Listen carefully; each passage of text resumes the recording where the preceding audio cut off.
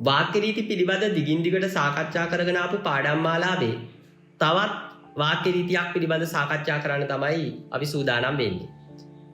පෞගිය වතාවක අපි සාකච්ඡා කරා අවිනිශ්චිතාර්ථයේ වීනිපාතයේ දෙනකොට කොහොමද කර්තෘ පදයේ දෙන්නේ කියලා. අදත් අපි කතා කරන්න යන්නේ වානිපාතය. එහෙම නැත්නම් අපි දන්නවා මේ ප්‍රාර්ථනාවාචී වානිපාතයේ යම් කිසි වාක්‍යයක දෙනකොට ආඛ්‍යාතය හැටියට කර්තෘ පදේ අපි කොහොමද තීරණය කරන්න කියන එක පිළිබඳව කතා කරන්න තමයි අද අපි සූදානම් වෙන්නේ. අපි උදාහරණයක් ඇසුරෙන් පැහැදිලි කරගමු. මම නිදුක් වෙම්වා. අපි නිදුක් වෙමුවා. දැන් අපි නිදුක් වෙමුවා කිව්වහම වා කියන ප්‍රාර්ථනාවාචී නිපාතයෙන් තමයි අවසන් වෙලා තියෙන්නේ. එතකොට කර්තෘ හැටියට ඇවිල්ලා තියෙන උක්ත පදයක් අපි. එහෙනම් එතනින් අපිට වාක්‍ය රීතිය හඳුනා ගන්න පුළුවන්. ඔව්හු නිදුක් වෙත්වා.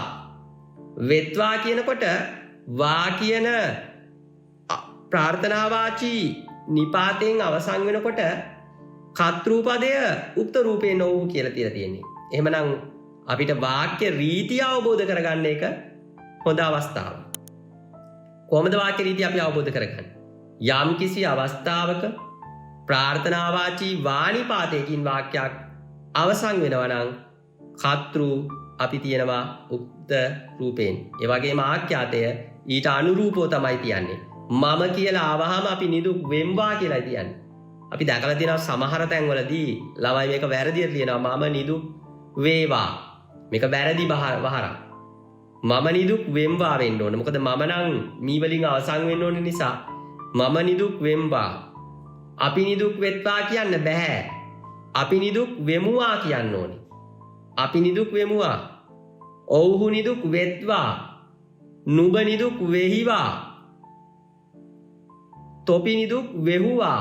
එහෙම තමයි ආඛ්‍යාත තීරණය වෙන්නේ. එහෙමනම් හොඳින් තේරුම් ගන්න ප්‍රාර්ථනාවාචී වානිපාතයකින් අවසන් වෙන වාක්‍යවල කර්තෘ උක්ත රූපයෙන් තියලා ආඛ්‍යාතය ඊට අනුරූපව තැබිය යුතුයි කියන එක. හොඳයි අපි තවත් අලුත් වාක්‍ය රීතියකින් හමු වෙමු. ඒ හමු වෙනතුරු අපේ පරණ වීඩියෝස් බලන්නත් ඔයාලට පුළුවන්කම තියෙනවා. අපි මේනකොට වාක්‍ය රීති සම්බන්ධව සහ උසස් පෙළ සිංහල සාහිත්‍ය පිළිබඳ විශාල පාඩම් මාලාවක් සාකච්ඡා කරමින් තිබෙනවා.